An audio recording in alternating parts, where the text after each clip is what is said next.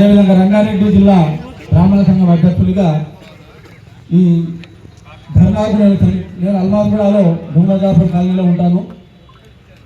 ఈ ధర్నాకు మా బ్రాహ్మణ సంఘం తరఫున చాలా పెద్ద ఎత్తున మేము అంతా వచ్చాం సంఘీభావం తెలవడానికి.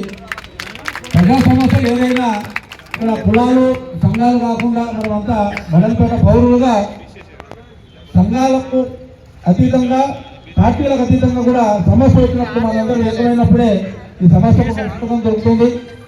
చక్కటి కార్యక్రమాన్ని నియోజకవర్గ అందల శ్రీరాములు గారు, అదేవిధంగా నియోజకవర్గ అధ్యక్షులు రాళ్ళగూడ గారు, వీరకన్నారెడ్డి గారి ఆధ్వర్యంలో చేపట్టడం నిన్న మాకు ఆహ్వానించడం జరిగింది. వెంటనే మా స్పందన కూడా తెలియజేశాం. నేను కూడా ఒకప్పుడు పాతనగరం నుంచి ఇక్కడ వచ్చి స్థిరపడ్డవాడిని. పాతనగరం అంటే మేమంతా ఇక్కడే కాదు, ఈ ప్రాంతంలో పాతనగరం నుంచి వలస వచ్చిన కుటుంబాలు ఎక్కువ ఉన్నాయి.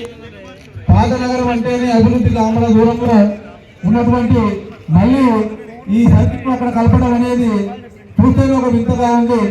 కాబట్టి ఈ చర్యను మనం అందరం ఖండించాల్సిందే.